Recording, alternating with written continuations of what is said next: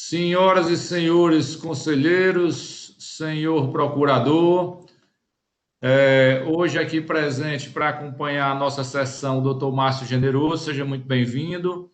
Vamos dar início à nossa nona sessão ordinária virtual, hoje, 20 de agosto de 2020, e a presidência vai passar a palavra para a nossa secretária, indagando se foram enviadas resoluções para serem indicadas na nossa ata e aprovadas. Não, presidente, não tem nenhuma resolução. Então, diante dessa informação, passaremos agora para a leitura da ata da sessão de ontem.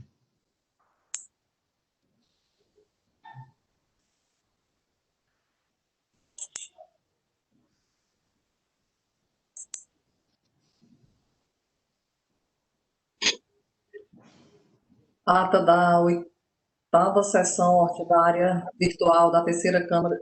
Desculpa, boa tarde a todos. Ata da oitava sessão ordinária virtual da terceira Câmara de Julgamento do Conselho de Recursos Tributários. Aos 19 dias do mês de agosto do ano de 2020, às 13 horas e 30 minutos, foi aberto, após verificado o quórum regimental estabelecido no artigo 52 do regulamento interno do Conselho de Recursos Tributários do Estado do Ceará e amparado pela portaria número 158 de 12 de junho de 2020, que regulamenta a realização de sessão de julgamento não presencial por meio de videoconferência, foi aberta a oitava sessão ordinária virtual da terceira Câmara de Julgamento do Conselho de Recursos Tributários do Estado do Ceará, sob a presidência do Dr. Francisco Wellington Ávila Pereira.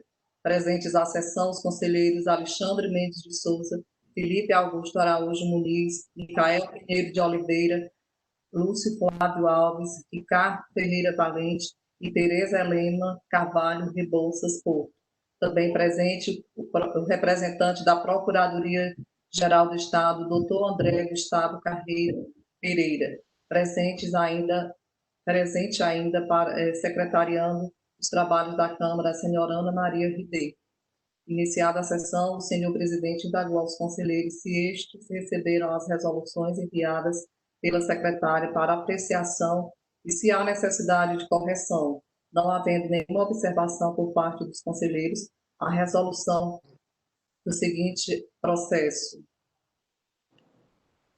54, 51 de 2017, um despacho de perícia, foi aprovado. Foi aprovada também a ata da sétima sessão ordinária. Ordem do dia: processo de recurso número 5454 de 2017, auto de infração 2017 10525, recorrente, Posto Dunas Limitado, recorrido, Seju. Relator, conselheiro Ricardo Pereira Valente. Ferreira Valente. Desculpe, conselheiro. Conselheiro Ricardo Ferreira Valente. Decisão.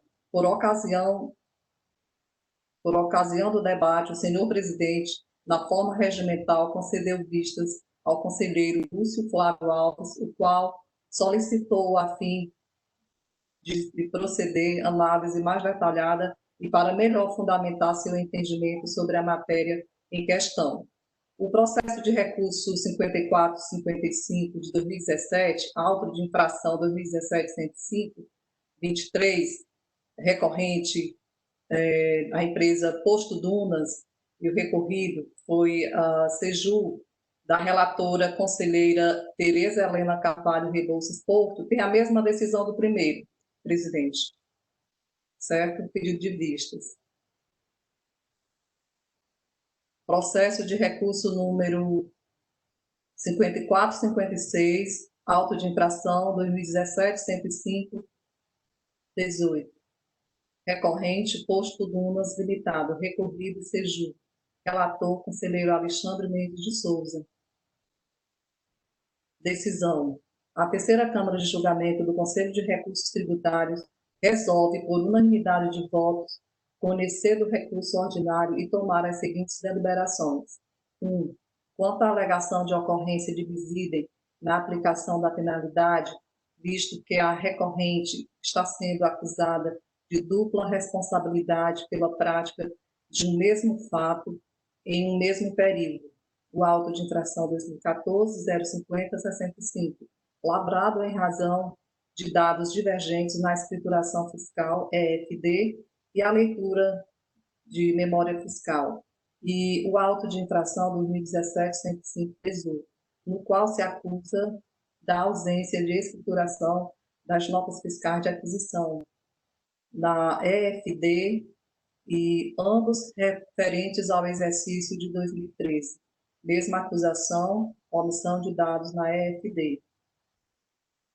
Afastada por unanimidade de votos, tendo em vista tratar-se de obrigações acessórias distintas, e que o auto de infração citado, de número 2014-050-65, trata de multa diversa do auto de infração sob análise. As multas aplicadas nos processos não incidem sobre o mesmo fato dito como infracional, não existindo, portanto, a ocorrência divisível. 2.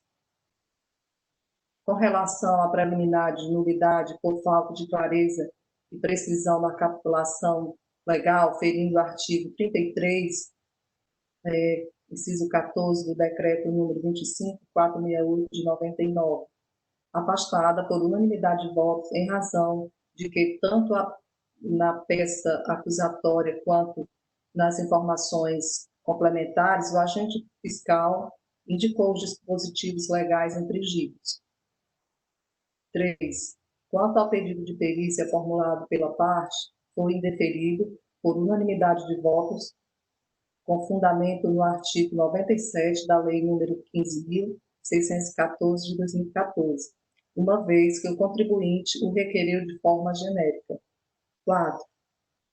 No mérito, a terceira Câmara, por maioria de votos, resolve dar parcial provimento ao recurso interposto, modificar a decisão condenatória exarada na primeira instância, na instância singular, e julgar parcialmente procedente a autuação, em razão do reenquadramento da penalidade para a incerta no artigo 123.8L da Lei nº 12.670, com redação dada pela Lei 16.258 de 2017, por ser mais benéfica ao contribuinte.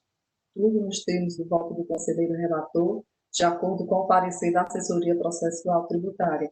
O representante da Procuradoria-Geral do Estado, Dr. André Gustavo Carreiro Pereira, se manifestou pela procedência da autuação nos termos do artigo 123, 8G, combinado com o artigo 126, caput, da Lei nº 12.670, de 96. Foi voto divergente o da conselheira Tereza Helena Carvalho Rebouças Porto, que votou pela procedência nos termos da manifestação da Procuradoria-Geral do Estado. Processo de recurso número 5457 de 2017, auto de infração 2017-105-17, recorrente, Posto Dunas Limitada. Recorrido Seju, relator conselheiro Felipe Augusto Araújo Muniz. Decisão. A terceira Câmara de Julgamento do Conselho de Recursos Tributários resolve, por unanimidade de votos, conhecer do recurso ordinário e tomar as seguintes deliberações. Quanto à alegação de ocorrência de dividem na aplicação da penalidade, visto que a recorrente está sendo acusada de dupla responsabilização pela prática de um mesmo fato em um mesmo período, o auto de infração 2014-050-65, lavrado em razão de dados divergentes na escrituração fiscal digital, EFD, e a leitura de memória fiscal, e o auto de infração 2017-105-17, no qual se acusa da ausência de escrituração das notas fiscais de aquisição na EFD, ambos referente ao exercício de 2012. Mesma acusação, omissão de dados na EFD.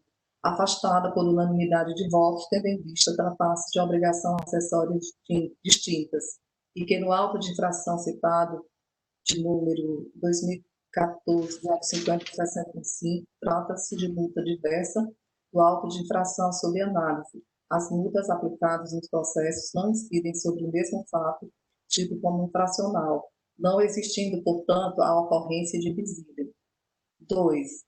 Com relação à atividade por falta de clareza e capitulação legal, afastada por unanimidade de votos em razão de que tanto na peça acusatória quanto nas informações complementares, o agente fiscal indicou os dispositivos legais infringidos. Quanto à alegação de caráter confiscatório da multa aplicada, foi rejeitada por unanimidade de votos, considerando tratar-se de matéria constitucional, sendo o presente órgão incompetente para sua análise, nos termos do artigo 48 da Lei nº 15.614, de 2014, ressalvada as hipóteses ali previstas. Quanto ao pedido de perícia formulado pela parte, foi indeferido por unanimidade de votos, com fundamento no artigo 97 da Lei nº 15.614, de 2014, uma vez que o contribuinte requereu genérica. No mérito, a terceira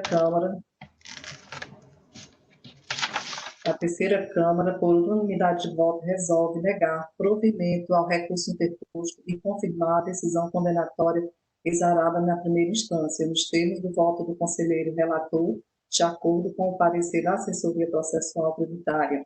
O representante da Procuradoria-Geral do Estado, doutor André Carreiro Pereira, se manifestou pela procedência, mas contrário ao entendimento do parecer. Processo de... Presidente. Diga.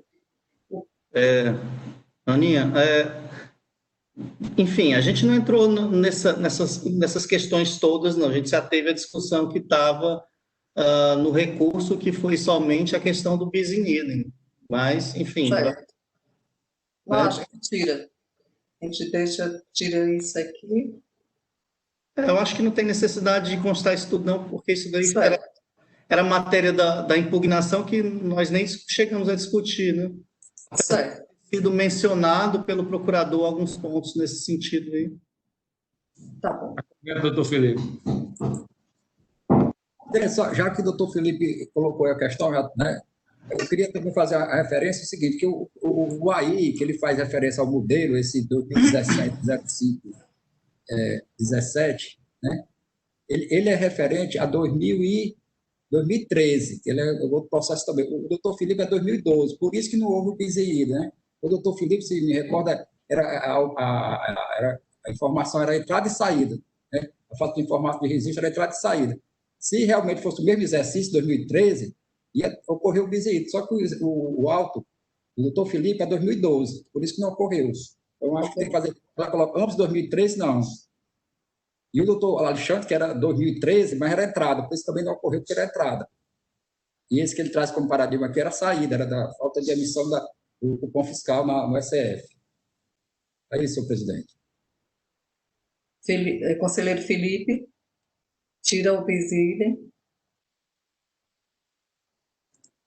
Não, Ana, o bis in idem continua. Faz só referência ao exercício, que não é 2013. Sim, já está feito. No mérito, a terceira Câmara, por unanimidade de votos, resolve negar provimento ao recurso interposto e confirmar a decisão condenatória exarada em primeira instância, nos termos do voto do conselheiro relator, de acordo com o parecer da assessoria processual tributária. O representante da Procuradoria-Geral do Estado, doutor André Gustavo Carreiro Pereira, se manifestou pela procedência, mas contrário ao entendimento do parecer. Processo de recurso número 5459 de 2017, auto de infração 2017, 105.15, recorrente, Posto Dunas Limitada. Recorrido, Seju. Conselheiro Lúcio Flávio Alves. Decisão. A terceira Câmara de Julgamento do Conselho de Recursos Tributários resolve, por unanimidade de votos, conhecer do recurso ordinário e tomar as seguintes deliberações. 1.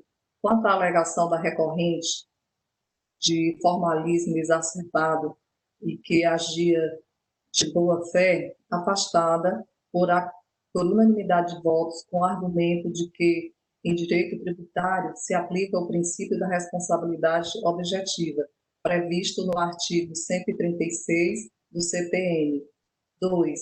Quanto ao pedido da parte que a penalidade seja pela aplicação do artigo 123, 8d, da Lei nº 12.670, de 96, foi afastada com o argumento que existe norma específica para o caso, do artigo 123, 3M da Lei 12.670, com redação à época do fato gerador. 3. No mérito, a terceira Câmara, por unanimidade de votos, resolve negar provimento ao recurso interposto e confirmar a decisão condenatória exarada em primeira instância nos termos da manifestação do Procurador do Estado, que entendeu pela aplicação do artigo 123, 3M, da Lei número 12.670, com a redação vigente à época do fato gerador. Decisão nos termos do voto do conselheiro relator, de acordo com o parecer da Assessoria Processual Tributária, adotado pelo representante da Procuradoria-Geral do Estado. Os conselheiros têm mais alguma sugestão de alteração na ata? Presidente, no terceiro processo, que era até do doutor Alexandre, é porque a Aninha colocou 123 8G, não é 8G, é 3G, só isso. No do Alexandre, viu, Aninha? Que é falta de estruturação no livro de entradas. Quando você fala da sugestão do procurador. Pronto, aí, exatamente, 3G. Obrigado, Tereza. O erro foi meu, porque quando eu fui que disse que era 8G. Desculpe, Ana. Obrigado, Tereza, doutora Tereza, por ter alertado. Só isso, Ana. Só. Mais alguma sugestão? Não havendo mais sugestões, a presidência vai dar início à ordem do dia, enquanto a Ana faz essas pequenas correções, tá ok? Se algum conselheiro lembrar de mais alguma coisa, ao final a gente retoma esse assunto. Tudo bem? Na ordem do dia hoje, nós temos 2 processos onde o recorrente é a célula de julgamento de primeira instância e o recorrido é Saint-Gobain do Brasil, Produtos Industriais e para Construção Limitada. Relator, primeiro do processo, o 1/1318/2015, auto de infração 2015-05346. Relator é o doutor Ricardo Ferreira Valente Filho. Esse processo foi julgado improcedente na primeira instância e tem parecer para confirmação da decisão.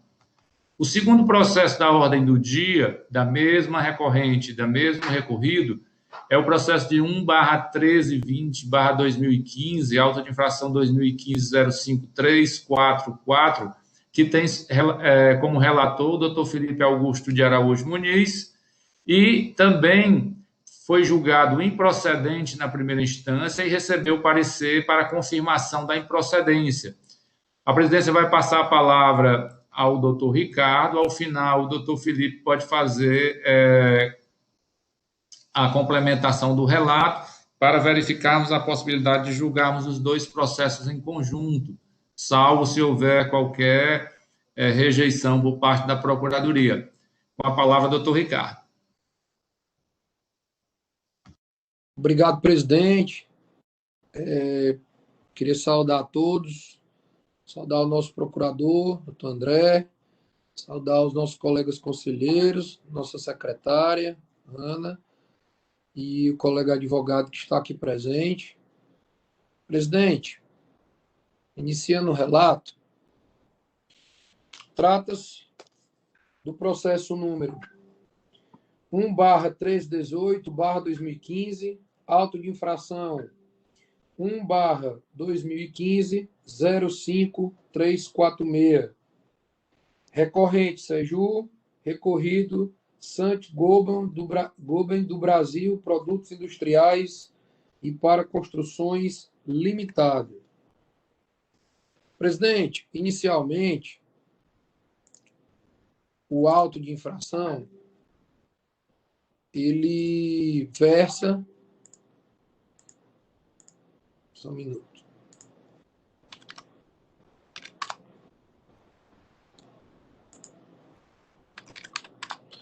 Ele versa, presidente, sobre o período de infração de janeiro de 2012 a dezembro de 2012. Naquela oportunidade, o agente fiscal entendeu por aplicar penalidade e tendo como relato entregar, transportar, receber, estocar ou depositar mercadoria acompanhada de documento fiscal sem o selo de trânsito. Constatamos, no exercício de 2012, operações de saídas interestaduais, no montante de R$ 445.303, sem registro de passagem nos sistemas corporativos deste órgão, fazendário, Citran e Cometa, e sem nenhuma justificativa nos termos do artigo 157 e 158. Presidente, nessa toada,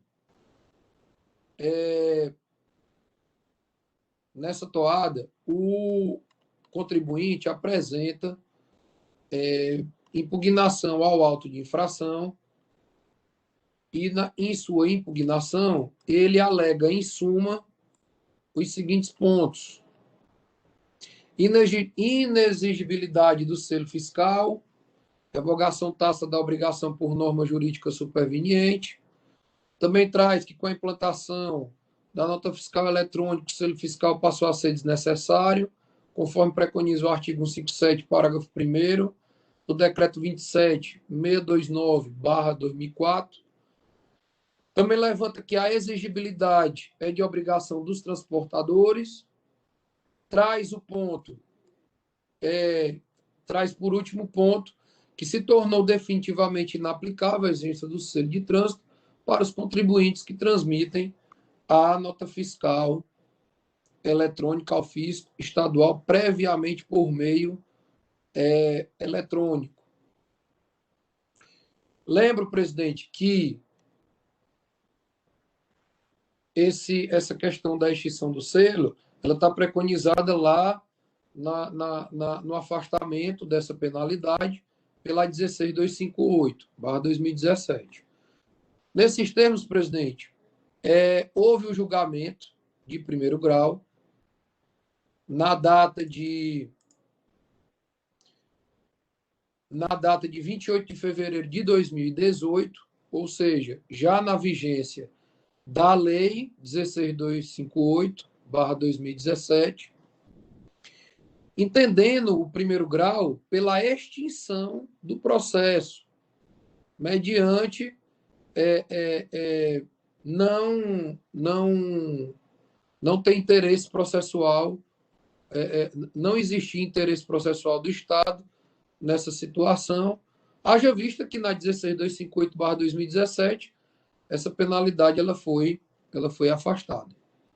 O processo, presidente, seguiu para a assessoria processual tributária. E o assessor processual tributário entendeu que deveria ser dado, que ele entendeu pelo conhecimento do reexame necessário e entendeu também por dar-lhe provimento para reformar a decisão de extinção do primeiro grau e reenquadrar pela parcial procedência, onde o assessor processual tributário sugeriu a aplicação do 123.8D, né? Que são aquelas penalidades, todo mundo sabe, que não são aquelas penalidades específicas, né? Não existe regramento para elas, mas é um descumprimento. Por questão desse descumprimento, aplica-se a 123.8D.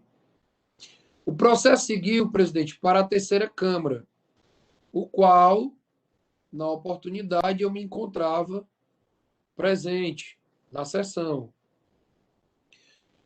E a terceira Câmara resolveu, por unanimidade de votos, conhecer do reexame necessário. No entanto, houve empate da votação. Houve um empate, 3-3, e essa votação foi desempatada pela presidente, na época, doutora Lúcia. E a presidente, ela decidiu por devolver o processo para o primeiro grau, dizendo o seguinte: determina o retorno dos autos à primeira instância para ser proferido novo julgamento, em razão de entender que não houve a extinção por falta de interesse processual, a qual foi exarada em primeira instância, considerando que, embora a Lei 16.258/2017 tenha retirado a penalidade específica para a infração em questão. Continuando ainda o entendimento da presidente pelo desempate, ela ainda entendeu que o contribuinte continua obrigado a aplicar o selo fiscal de trânsito em todas as operações de entradas e saídas de mercadorias, de acordo com o que preconiza o artigo 157 do regulamento do ICMS. E o processo retornou, presidente, para o primeiro grau, diante da decisão da terceira Câmara. Ao retornar para o primeiro grau, o julgador do primeiro grau entendeu pela improcedência do auto de infração. Haja vista que não poderia mais ele se manifestar sobre a questão da extinção, haja vista que o entendimento da extinção haveria sido, entre aspas, cassado o direito do julgador de se manifestar pela extinção. Então, só restou o julgador entender ou de acordo, ou pela procedência, ou pela parcial procedência aplicando o 123.8D, ou pela improcedência, e não mais podendo o julgador se manifestar sobre a extinção. O processo seguiu para o seu trâmite, e esse é o relato, presidente. O presidente agradece ao doutor Ricardo, o relato, como sempre, muito preciso e sem perder nenhum detalhe do processo, e passa a palavra ao doutor Felipe, para indagando se há correspondência com o processo do qual ele é. Obrigado, presidente. Boa tarde a todos. O meu processo, ele é tal qual o narrado já pelo Ricardo. Ele tem só aqui as diferenças de ter sido o período da infração. O Ricardo, se eu não me engano, é 2012, né? O meu é 2010. Que mais? Tem aqui a base de cálculo, né? As operações que foram registradas, que foram constatadas sem registros, diz respeito ao montante de R$ 2.513.860,38.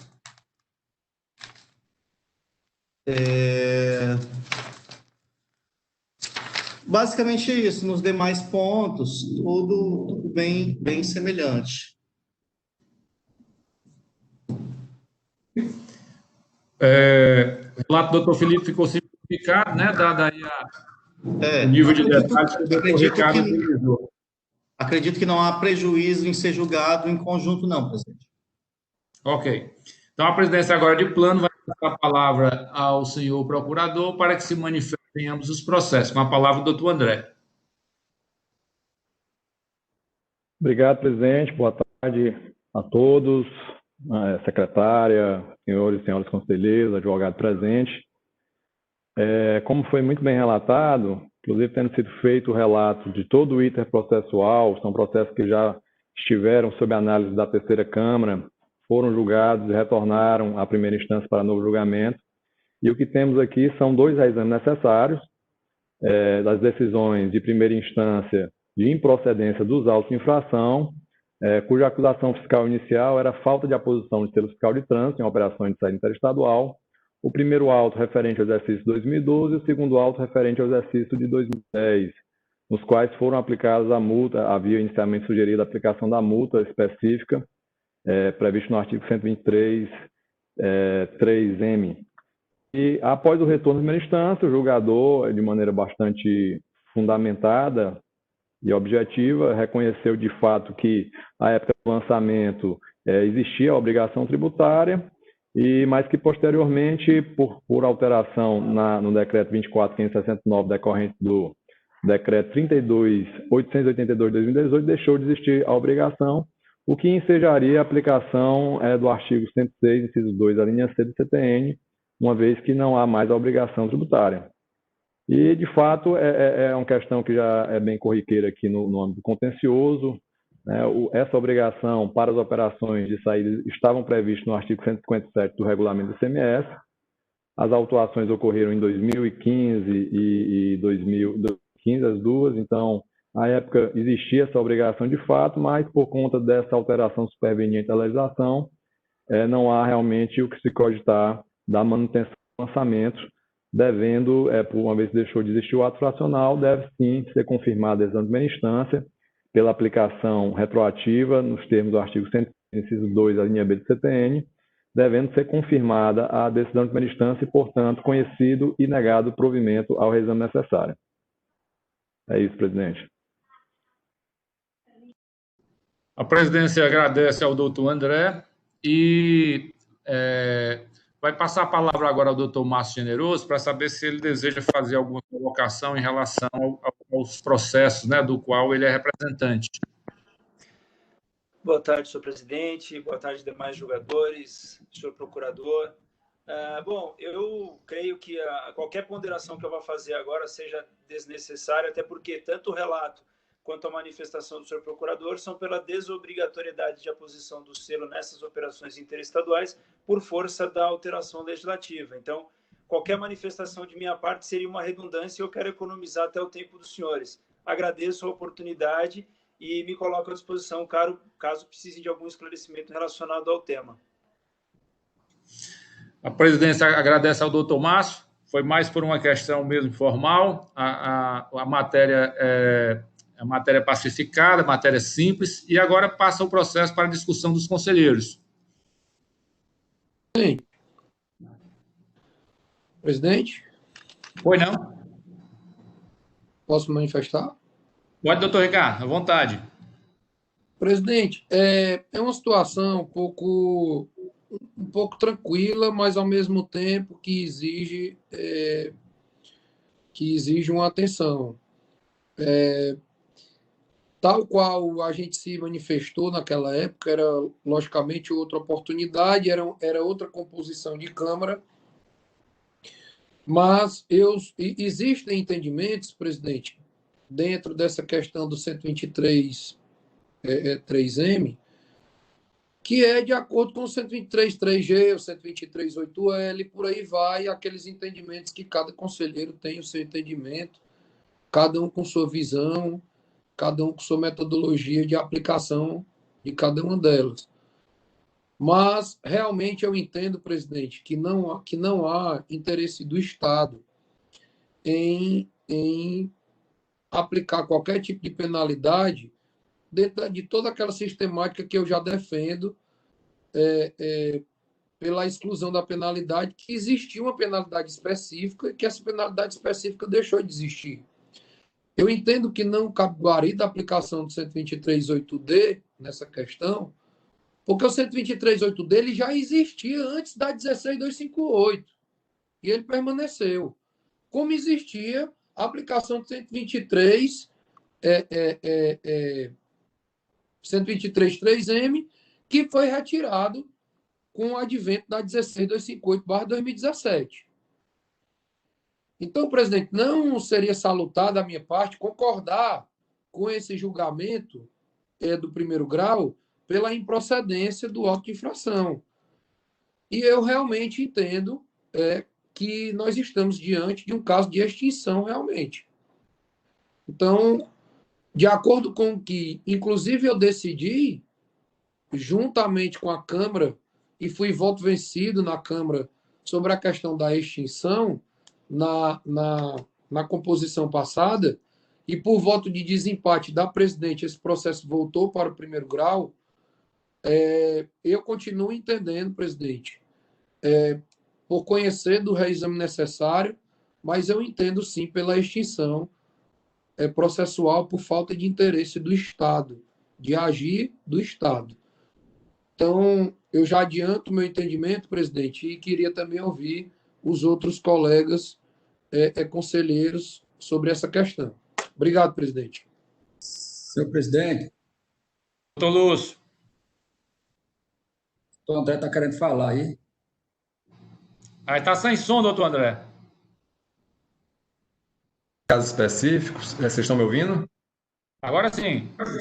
Esse caso específico é uma questão que já foi decidida pelo colegiado, ainda que tenha sido por maioria. Então, não acho assim viável juridicamente retomar essa discussão, né? Ainda que para preservar a coerência dos conselheiros que entendem de maneira diversa no resultado, embora em nenhuma situação vá se confirmar o lançamento tributário, entendo que o mais adequado seria apenas ressalvar seu entendimento pessoal, mas que, por observância ao que já restou decidido pelo colegiado, em ocasião anterior, bem como em consonância o que restou decidido na primeira instância, se o entendimento é esse, aderir à forma como foi extinto o auto de infração pela primeira instância.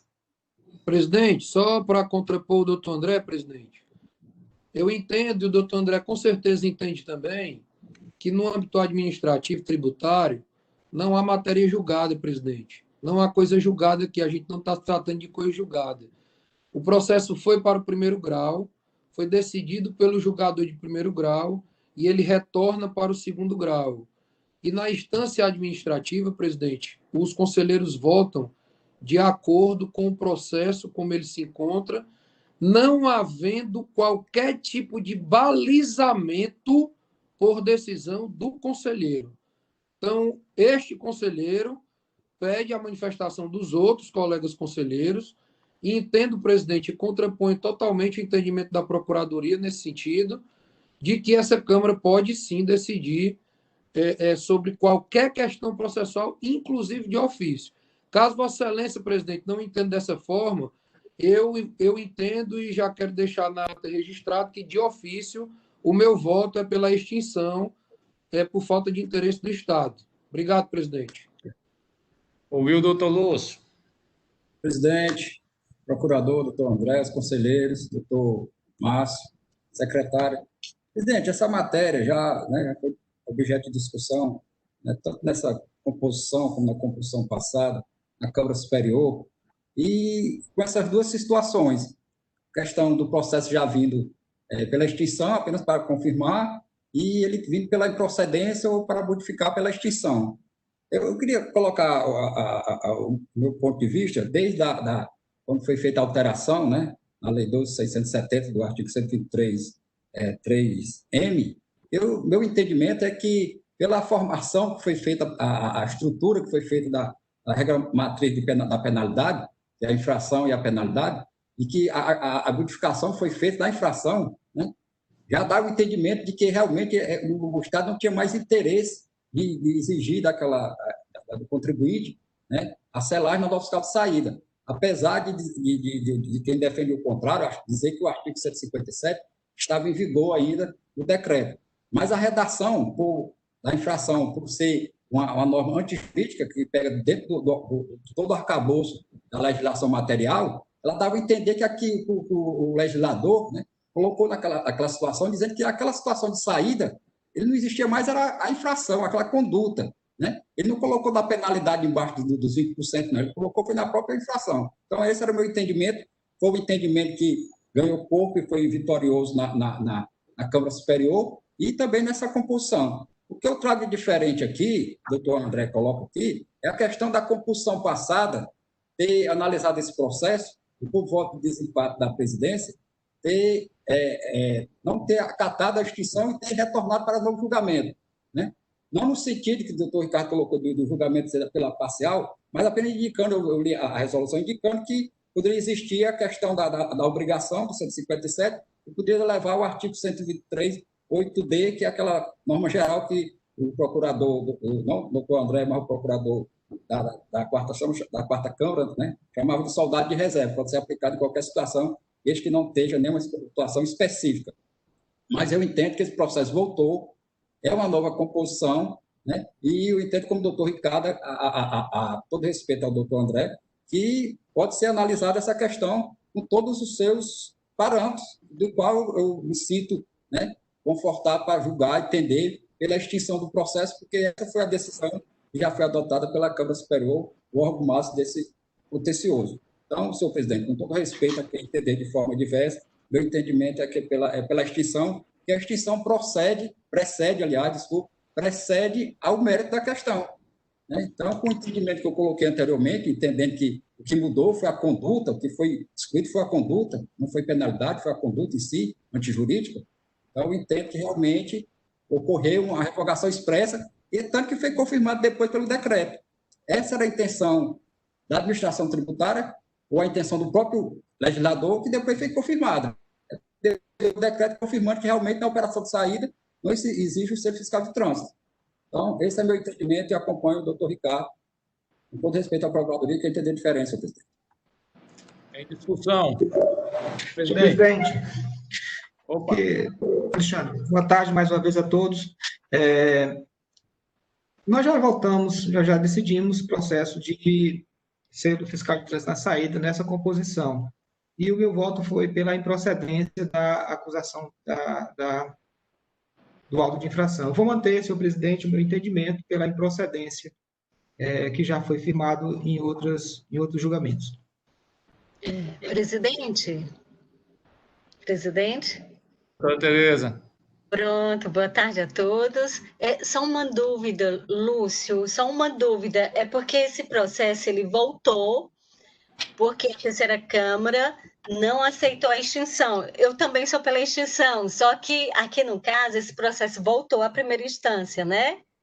Aí a gente vai julgar extinto porque somos outra composição? Está entendendo? O ponto a discutir, doutora Tereza, é justamente esse. A novidade desse processo é essa aí.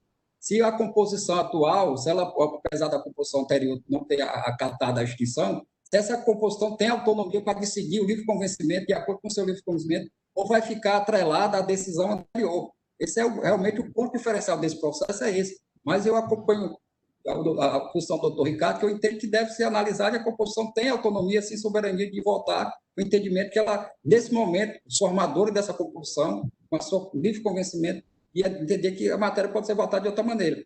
Isso é um ponto interessante, é uma matéria, eu acho que é a primeira vez que, pelo menos, nessa composição, a gente se depara com essa situação, mas eu, no momento, prefiro seguir o entendimento, né, esposado pelo doutor Ricardo, que a amplitude da análise é ampla. Então, esse é o meu entendimento. Estão inscritos o doutor Felipe e, em seguida, o doutor Micael. Tá certo? Só deixar o doutor Márcio tranquilo que, independente da decisão que for tomada, todas as duas são favoráveis à parte. Obrigado, senhor presidente.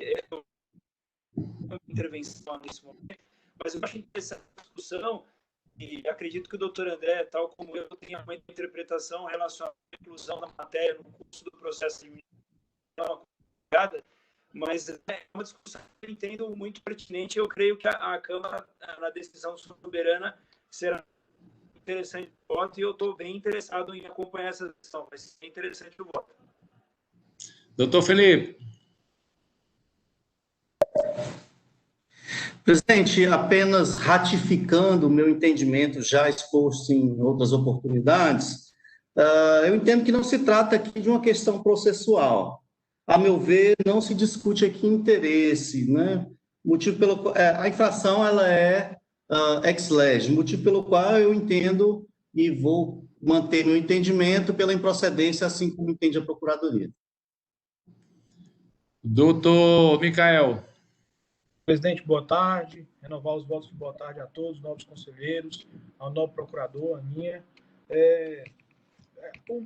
A matéria, como o doutor Lúcio trouxe, o doutor Ricardo também, e os demais, a matéria já é de conhecimento dessa Câmara e creio que todos têm um convencimento já firmado acerca da matéria. Não vou me alongar.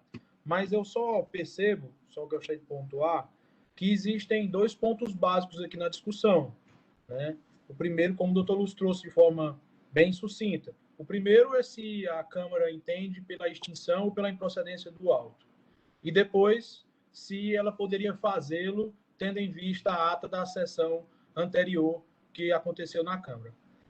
Sobre a questão da extinção, não é novidade, eu acredito que os nobres conselheiros já sabem o meu posicionamento.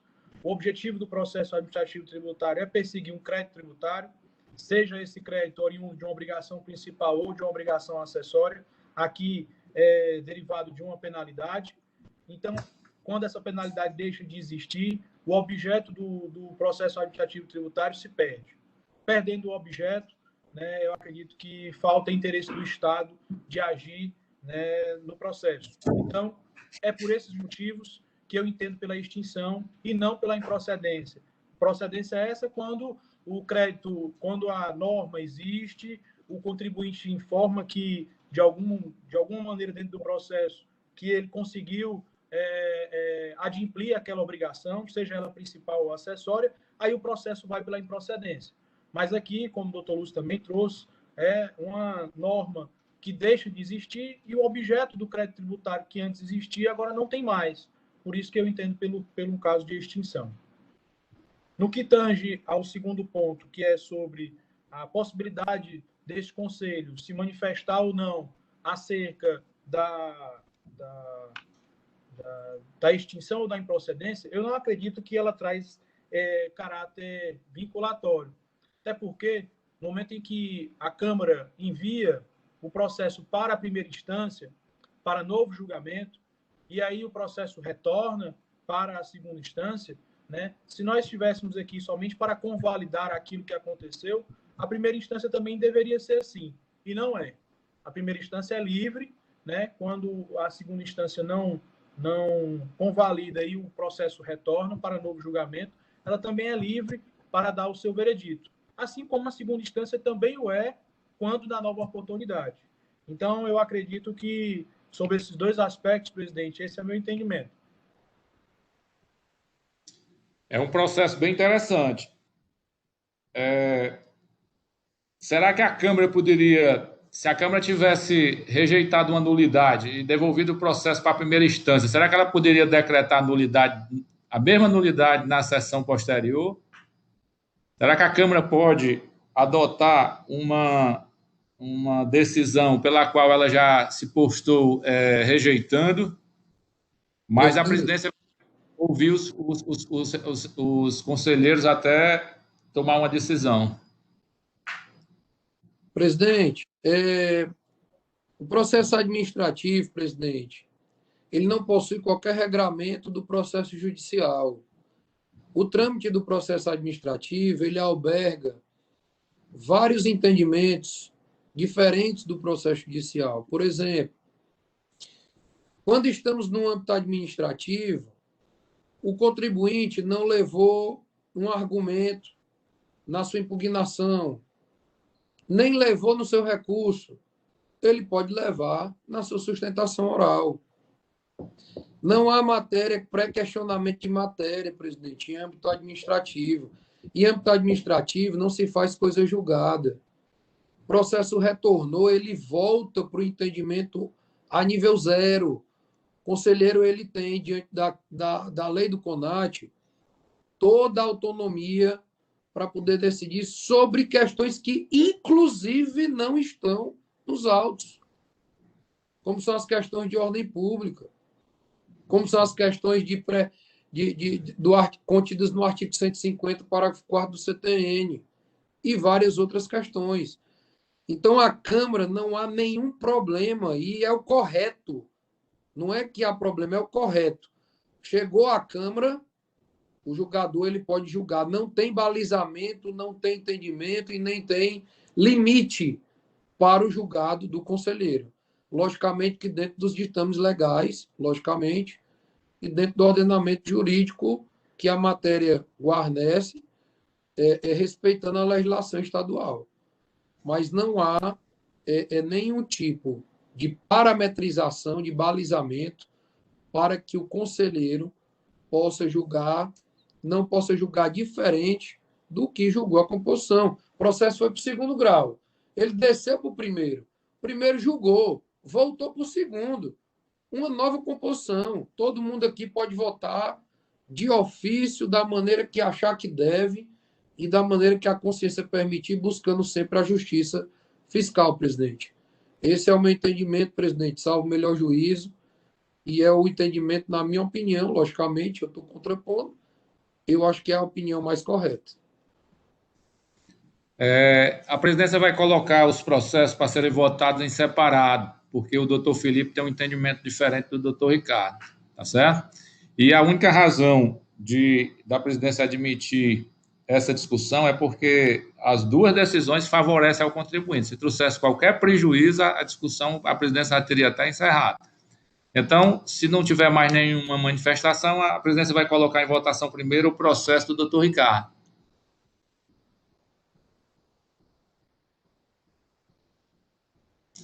Como vota o doutor Ricardo? Presidente, eu conheço do reexame necessário, no entanto, nego-lhe provimento e entendendo pela extinção do auto de infração, haja vista falta de interesse do Estado, mediante que o artigo 123.3M deixou de ser uma penalidade com o advento da Lei 16.258/2017. Doutor Lúcio. Presidente, eu acompanho o relator. Eu acho que uma das questões, desse princípio que eu admiro mais dentro da nossa lei processual, o princípio da defesa do contraditório, é o princípio da livre do convencimento motivado. Acho que nós somos conselheiros, nós temos o dever apenas de motivar nossas decisões. Ninguém fica vinculado, à questão ou composição, mesma composição, outra composição. Se esse processo fosse da mesma composição, tivesse mudado de entendimento, eu ia ficar preso àquele entendimento que eu tinha anterior, se eu evoluir de pensamento, porque eu tenho que motivar aquela decisão. Então, eu acompanho, todo respeito ao relator. Doutora Tereza. Com o relator, senhor presidente. Doutor Alexandre. Pela improcedência, senhor presidente, como já manifestei anteriormente. Doutor Felipe.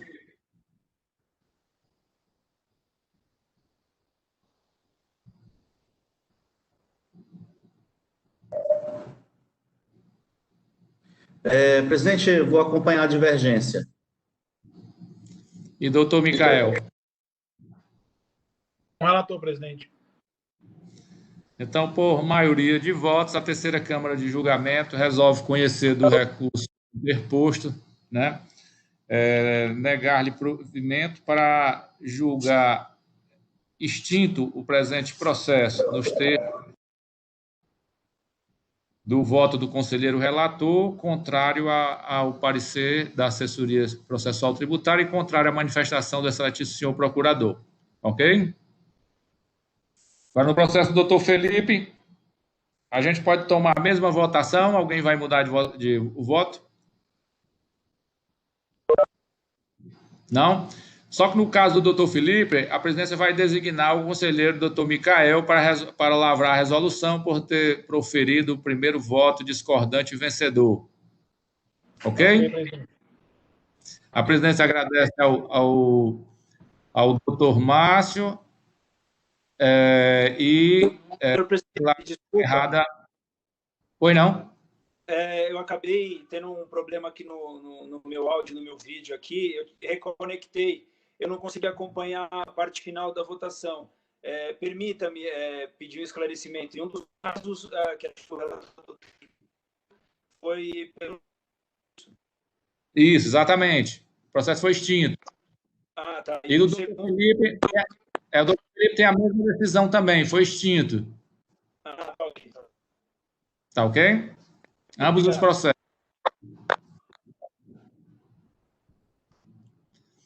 Os conselheiros querem fazer uma pausa ou querem continuar a pauta?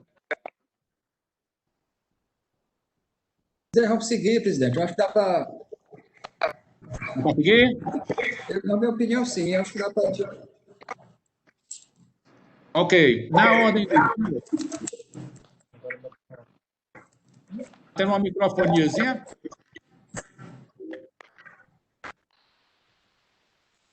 Eu acho que o Gente, advogado está a sua querendo internet falar. aí está dando uma pipocadazinha, presidente. Senhor presidente, demais jogadores, eu vim aqui para desligar, inclusive para atrapalhá-los na sessão dos casos de julgamento.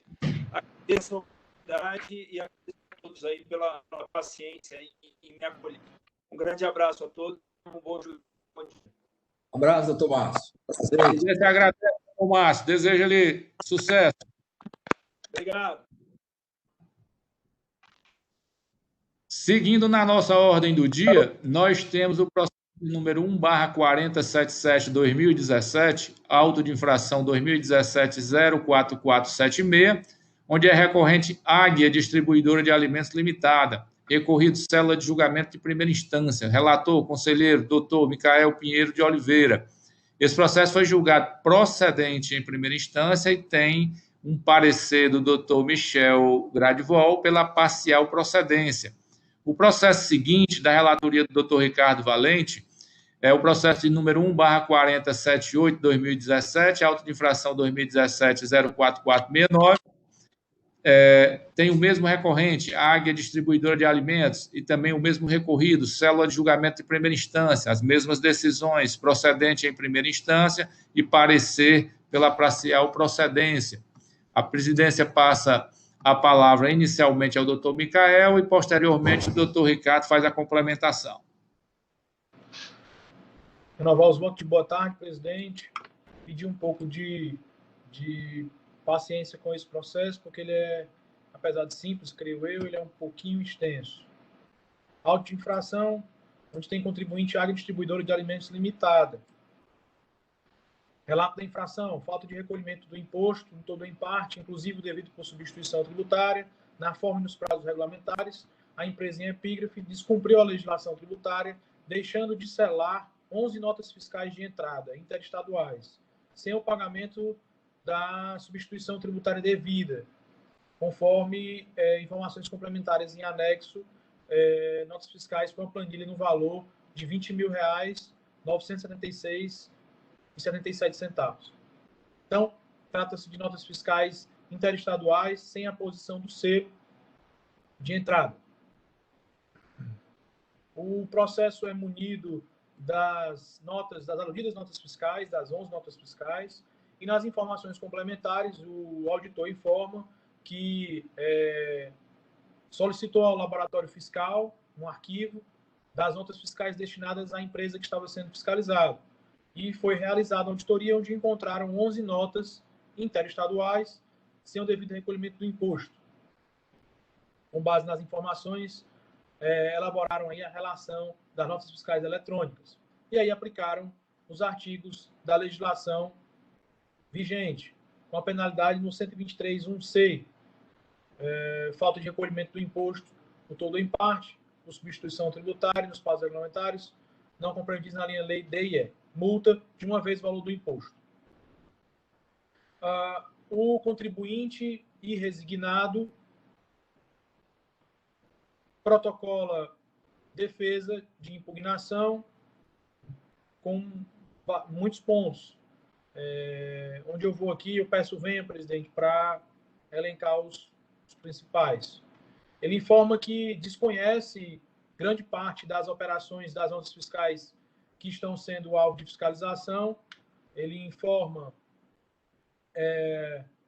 que as mercadorias oriundas dessas notas, e aí ele vai elencando aqui a numeração de todas as notas, nota fiscal número 11.360, 17.1340, 17.4470, 15.69, 23.4644, enfim, vai linkando aqui todas as notas fiscais, onde ele informa que grande parte dessas notas, ele desconhece o negócio jurídico que originou essas notas e que as referidas empresas nem clientes são da autuada, com exceção de duas notas, nota fiscal número 2604 e nota fiscal 2349, onde ele informa que foram escrituradas e não devolvidas, e que, apesar da imposição da multa por ter um caráter confiscatório, ele requer também a redução.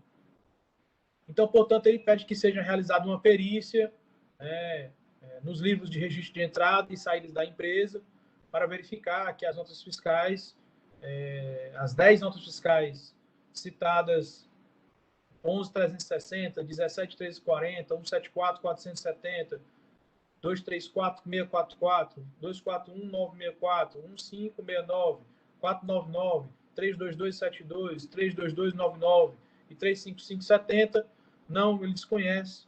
E com relação à nota fiscal 2604, de que retrata a mercadoria recebida por uma outra nota, a 2349, que foi escriturada e não devolvida.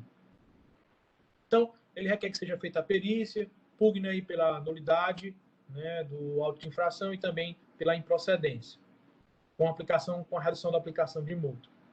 O processo caminha para o julgamento de primeira instância, que vem pela procedência da ação fiscal em todos os seus termos, né, onde o julgador de primeira instância informou que as notas fiscais objeto da acusação, né, foram emitidas pela Agria Distribuidora de Alimentos e que os argumentos utilizados pelo contribuinte não foram suficientes. Segundo o julgador de primeira instância, a empresa não conseguiu ilidir todos os fundamentos, todas as notas fiscais. Não demonstrou de forma satisfatória, não conseguiu lograr êxito no seu dever de investigar.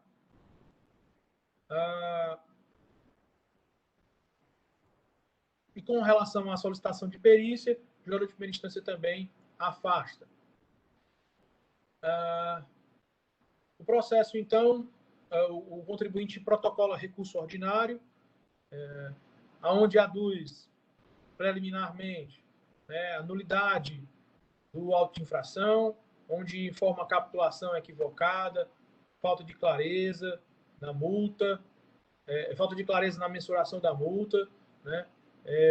Informa também que o auto de infração não está corretamente designado, pois se referiu à penalidade no artigo 123.8L, sendo certo que o que existe deveria ser o artigo 123, inciso 8º da Lei 12.670.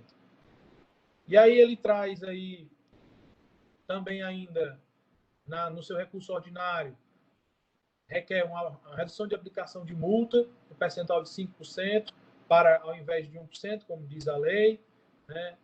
Informa que não houve qualquer imposto sonegado, né, e nem qualquer vantagem pela contribuinte, né? E, ao final, requer aí, mais uma vez, a nulidade, pede o deferimento de perícia, novamente, e, caso seja ultrapassado, seja declarada a improcedência da ação fiscal. O processo, então, caminha para a célula de assessoria processual tributária, no qual, em breve análise, presidente, o parecerista da lavra do Dr. Michel faz as considerações de estilo de início, onde informa que o recorrente se equivoca quando informa que houve nulidade do auto de infração em decorrência da capitulação equivocada e muito menos por falta de clareza na mensuração da multa, utilizando percentual não previsto em lei.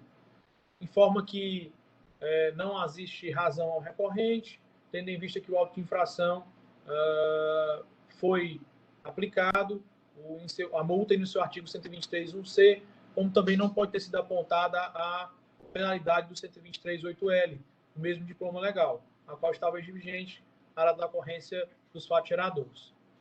Então, feitas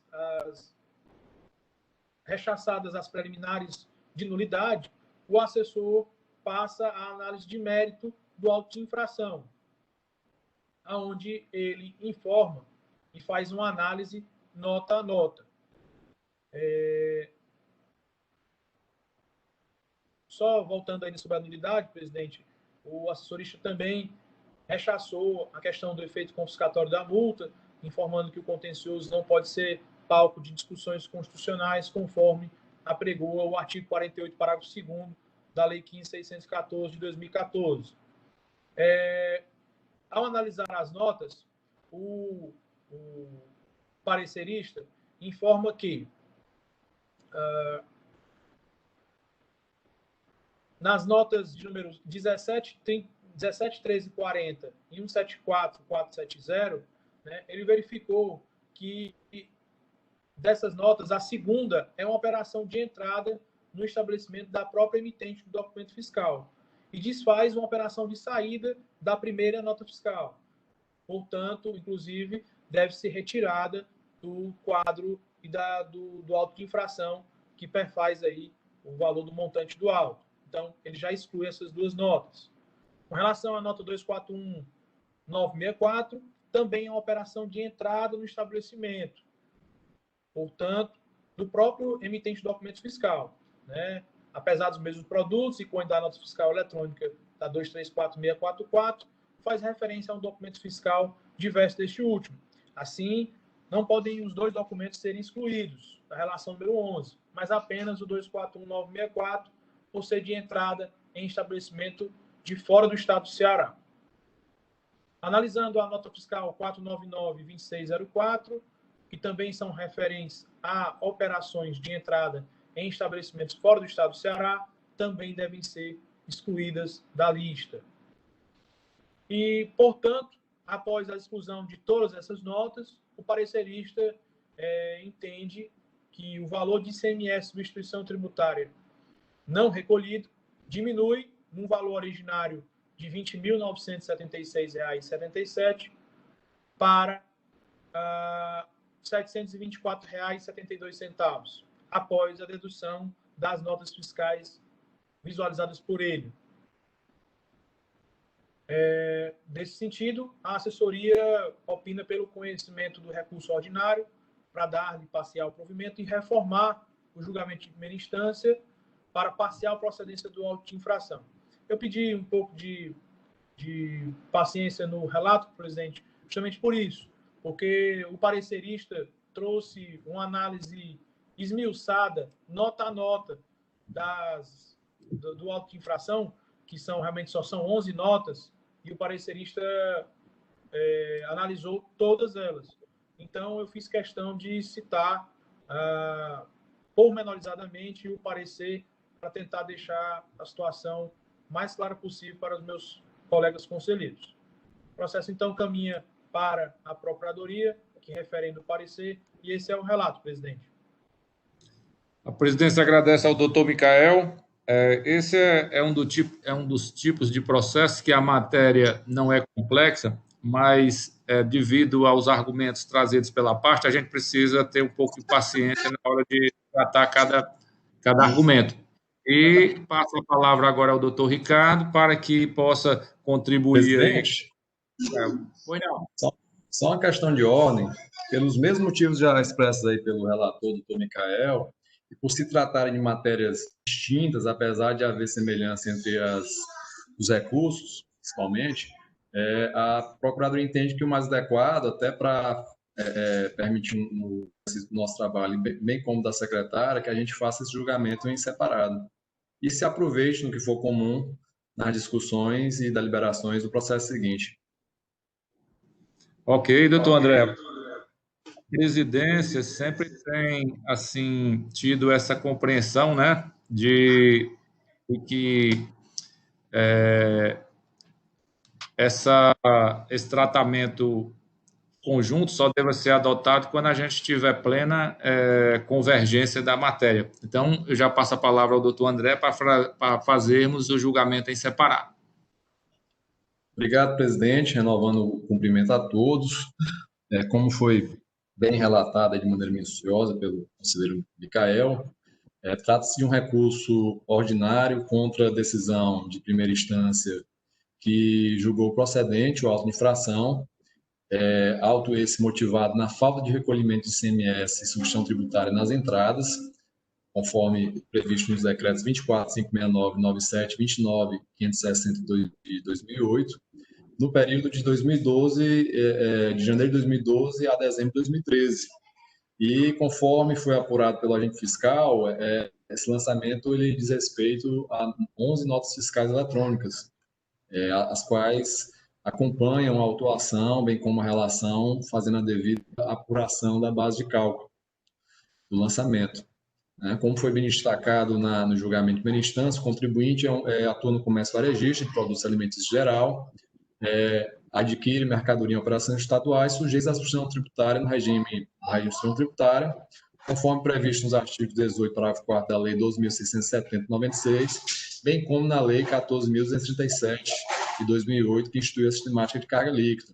Lei esta regulamentada pelo decreto mencionado anteriormente, decreto 29.560 de 2008.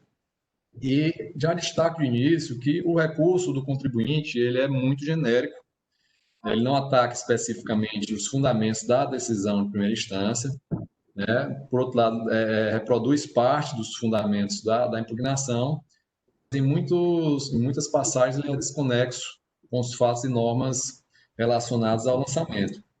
Feito esse destaque, traz o contribuinte na sua urgência recursal, primeiramente, a uma preliminar de nulidade do auto-infração, porque entende que teria havido uma capitulação errônea da penalidade, bem como haveria falta de clareza na mensuração da multa, porque teria utilizado um percentual não previsto em lei.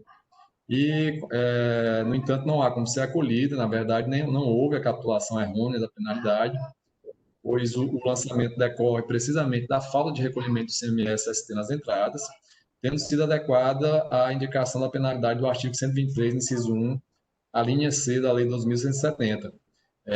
Ademais, o percentual aplicado ele corresponde a uma vez o valor do imposto, que é aquele precisamente previsto na norma sancionatória. Então, tais argumentos não podem ser acolhidos. Na mesma matéria preliminar, ele argumenta que teria sido feito referências, deveria ter sido indicado o artigo 123.8L, que inclusive essa linha sequer estaria prevista na legislação estadual à época, mas isso não tem qualquer relação com os fatos objetos dessa autuação, e também a afirmação de que a linha não existia também ela é inverídica, uma vez que a linha L já estava na legislação tributária estadual à época dos fatos geradores. E mesmo que houvesse essa indicação errônea, na multa ou na penalidade, estando o processo em fase de julgamento, poderia, sem qualquer nulidade, ser corrigida essa indicação, uma vez que não acarreta nenhum prejuízo para o contribuinte, já que devidamente determinada a infração e lançamento tributário, conforme previsto no artigo 84, parágrafo 6º e 7º da Lei 16.514. Traz também no bojo da sua argumentação o argumento de falta de clareza e precisão da autuação como um todo em si. No entanto, não procede, a autuação está devidamente descrita tanto no auto de infração, a infração está descrita tanto no auto de infração quanto nas informações suplementares, assegurando a plena compreensão do contribuinte do que está sendo acusado, tendo ele exercido de maneira ampla e restrita o seu direito de ampla defesa contraditória, tanto que apresentou impugnação e recurso conforme previsão legal. Então, não há como ser acolhido esse argumento. Outro argumento também que ele traz, que entendo que não tem relação com essa autuação, é que os artigos infringidos, que ele entende ser os artigos 276A, 276C, 276E, 285, 289 do Regulamento ICMS, não serviriam de fundamento para a sua autuação, alegando que não seriam lei e, portanto, não haveria como o regulamento exigir a prestação de informações em arquivos eletrônicos, Pela própria argumentação se vê que são alegações impertinentes com a autuação. Na realidade, os dispositivos indicados são diversos, decorrem da falta de recolhimento do ICMS substituição tributária. Portanto, refere-se à obrigação principal tributária, não havendo qualquer relação com a obrigação acessória, sequer em relação à multa aplicada. Traz um argumento também que não tem relação com esse processo, que a multa aplicada, que ele foi de 5%, estaria divergente do previsto na lei, que seria 1%, como já foi dito, não é impertinente. A multa aplicada é a do 123, 1C, que é equivalente a uma vez o imposto, ou seja, 100%, também não há como ser acolhido esse argumento. Traz o argumento da multa possuir efeitos confiscatórios, matéria essa que implica na análise de constitucionalidade da norma estadual, que não é permitido por este órgão de julgamento administrativo, conforme expressa, inclusive, no artigo 48, parágrafo 2º da Lei 16.514 de 2014. Argumenta nesse processo também que a sua autuação seria uma sanção política, né? Uma vez que, inclusive, fala em interdição de bombas, me parece que não tem pertinência também, porque não é um posto de gasolina, é uma empresa que atua na venda de gêneros alimentícios no varejo. Então, não há qualquer pertinência. Fala que o auto gerou seu descredenciamento, mas não traz qualquer comprovação nesse sentido, né, que isso ocorreu. E também suscita que deveria ser assegurada a espontaneidade previsto no artigo 138 do CTN. Argumento também que não pode ser acolhido, uma vez que, conforme norma do CTN, a espontaneidade acaba com o início da ação fiscal. Suscita de maneira genérica que a autuação seria improcedente por não haver prejuízo, que não é verdade, porque claramente, se há uma falta de recolhimento do imposto, há um prejuízo evidente, e mesmo que se tratasse de obrigação acessória, também há prejuízo para a fiscalização e controle das operações do contribuinte e para a arrecadação tributária. Independente disso, conforme previsto no artigo 136 do CTN, a responsabilidade por infrações independe da intenção do agente ou da extensão dos atos, dos efeitos do ato infracional. O contribuinte, por fim, isso mais na impugnação traz um pedido de perícia, né? No recurso não está muito claro esse pedido, mas é um pedido formulado de maneira genérica, não traz contraprova, além do que, no caso em análise, as provas existentes nos autos já são suficientes para a análise da correção do lançamento, portanto, entendemos que não pode ser deferida a perícia.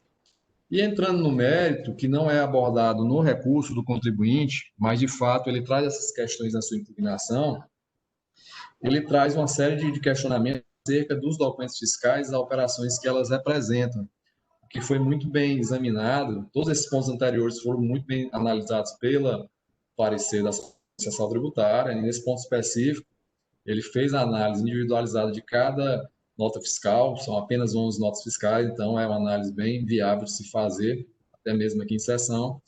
Mas, de fato, parte dessas notas, o contribuinte demonstra que ocorreu uma operação, não seria exigido o ICMS de função tributária, né, em parte dessas operações. Especificamente em relação às notas fiscais 171.340 e 174.470, é possível verificar dos autos que a segunda é uma operação de entrada no estabelecimento do próprio emitente do documento fiscal. Constar como destinatário o autuado, o emitente do documento ele está fazendo um retorno à mercadoria. Por sua vez, a segunda nota fiscal mencionada, ela faz referência, a primeira nota faz referência à segunda nota, mostrando efetivamente que é uma operação de retorno conforme consta no campo dados adicionais. Já a nota fiscal 241.964 também é uma operação de entrada no estabelecimento da própria emitente do documento fiscal, mas apesar de apresentar os mesmos produtos e quantidades da nota fiscal 234.644, diferentemente da situação anterior, essa nota não faz referência a outro documento fiscal. Então, conforme bem posto no parecer, deve ser excluído a nota fiscal 241.964, por ser entrada no estabelecimento fora do Ceará, mantendo-se a outra nota fiscal por não ter uma relação com essa operação de retorno, de devolução. As notas fiscais 499 e 2604 também se encontram na situação das primeiras mencionadas, são entradas no estabelecimento de fora do Ceará, do contribuinte que emitiu as notas, portanto, não ensejaria o lançamento do imposto. Então, com base nessa análise individualizada dos documentos fiscais, nós entendemos, de fato, que há que ser feito um reparo no lançamento tributário, uma vez que só remanesce um montante de imposto a ser lançado no valor de R$ 724,72. Portanto, com base no que foi exposto, a Procuradoria opina pelo conhecimento do recurso, dando-lhe parcial provimento para reformar a decisão de primeira instância para parcial procedência da infração, com o lançamento do imposto no valor de R$ 624,72, aplicando-se e adequando-se à multa prevista no artigo 123, inciso 1, a linha C da Lei 2.670. Concluída a manifestação do senhor procurador,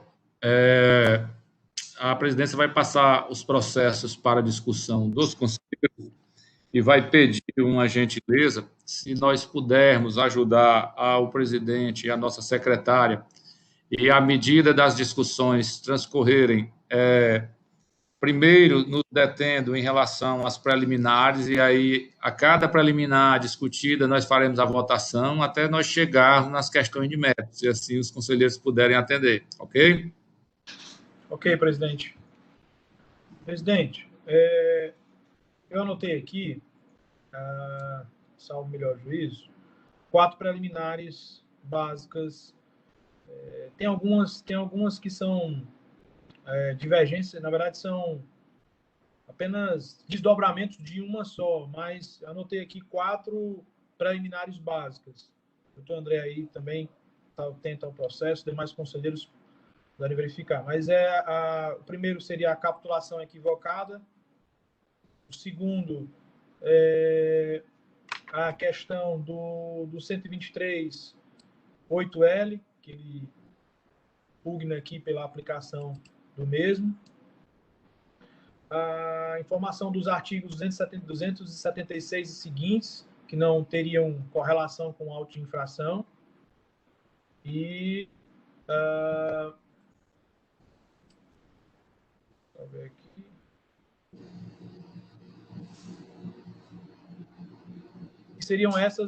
São essas as nulidades, na verdade seriam 3 básicas.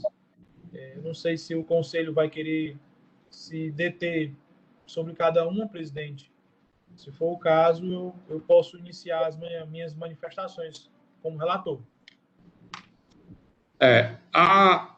Se os conselheiros entenderem que as nulidades precisam ser densamente discutidas, não vejo problema nenhum. Caso contrário, o relator pode fazer as abordagens e aí os conselheiros que não tiverem nenhuma contribuição a respeito, a gente vota acatando a manifestação do relator, ok? Ok, presidente. Senhor presidente, pelo que eu vi, capitulação, o artigo 123L, que foi o artigo 276, falta de correlação, eu acho que isso, para mim, dispensa estar comentando. O relator pode até fazer uma análise e aí a gente passar por cima, porque não seria perca de tempo, meu modo de ver, né? Pensamento, desculpe aí, porque a gente está vendo que são nulidades que não devem ser levadas em consideração. Eu concordo, doutor Alexandre. Acredito que são nulidades, presidente, que eu posso tratar na minha resolução, mas só rapidamente, entendimento cediço no contencioso, capitulação equivocada não traz a nulidade do auto de infração, o contribuinte se defende dos fatos ali imputados, portanto, para mim, os fatos estão bastante cristalinos, portanto, afasto essa preliminar. Acerca do possível equívoco acerca da aplicação da penalidade, deveria ser pela 8L, conforme o contribuinte roga, também afasto, porque a penalidade inserida foi a correta, pelo 123, não sei. E sobre os artigos 276 e seguintes não terem correlação com a autuação, o que na verdade foi capturado no auto de infração é a violação ao 73 e 74, tal qual como pugna, inclusive, a assessoria. Portanto, eu afasto todas as preliminares, presidente. Algum conselheiro deseja discutir as preliminares? Presidente, só o doutor Caio, relator, quando ele falou da questão das preliminares, disse que tem umas que levam a outra, né? O que eu estou falando aqui, quando ele fala dessa questão da primeira citada do doutor Micael, ele aborda muito aqui no recurso a questão da falta de clareza e precisão do auto, trazendo até o artigo 33, né? Então, nessa linha, doutor Micael, você vai fazer a vinculação com essa daí ou vai tratar separadamente? Porque ele faz um destaque aqui. A falta de clareza, é verdade, conselheiro Lúcio. Eu tinha anotado 4 aqui, e estava mencionando só a capitulação, o 123 8L e o 276, mas a falta de clareza também seria a 4ª nulidade, que a gente precisaria só afastar. Mas acho também, tendo em vista que os fatos estão bem delineados no auto de infração. Ok? Doutor Micael pode pontuar tudo isso na sua resolução. Perfeito, presidente. Algum conselheiro vota em contrário ao relator? Não, senhor presidente. Então, por unanimidade de votos, ficam todas as preliminares afastadas nos termos da manifestação do excelentíssimo senhor relator. Agora podemos passar a matéria de fato, a matéria para que possamos identificar aí os pontos, né, que o relator vai considerar no seu voto. Perfeito, presidente. Não vou me alongar, e queria pontuar aqui, inclusive com o registro, do trabalho feito pela assessoria nesse processo, né? Trata-se de uma auto de infração de 11 notas, só apenas 11 notas essas de notas fiscais de entrada interestaduais, onde essa é a acusação, e no bojo das 11 notas tem notas fiscais de saída, né? E, infelizmente, o autuante trouxe no bojo essas notas. Infelizmente, também, no julgamento de primeira instância, notas fiscais essas também foram consideradas, o que é realmente um ponto a se lamentar, mas o trabalho do assessorista, de forma bastante diligente, verificou que e fez a exclusão das notas totalmente estranhas à natureza da infração do auto, né? Tanto é que, após os trabalhos, eu não vou aqui me deter porque já fiz isso no relato, só apenas ficou o valor, conforme até referendado pelo parecer da Procuradoria-Geral do Estado, o valor de R$ 724, né? Referente aí a uma única nota fiscal. Então, no mérito, presidente, eu decido pela parcial procedência do processo, com a exclusão das notas, tal qual está no parecer, e pugno aqui pelo conhecimento do recurso ordinário para dar-lhe parcial provimento, tendo em vista o valor de R$ 724,72 que ficaria remanescente, reformando assim o julgamento de primeira instância para a parcial procedência. Esse é o meu entendimento, presidente. Só uma dúvida, doutor Micael. No parecer, tem a citação... Não, tranquilo. Vamos passar para a votação de plano. Os conselheiros, como vota o doutor Ricardo? Com o relator, presidente. Não. Oi, doutor Lúcio. Lúcio? Doutor Lúcio está com problema de comunicação. Tá. Retornou. Presidente. Oi, não, doutor Lúcio.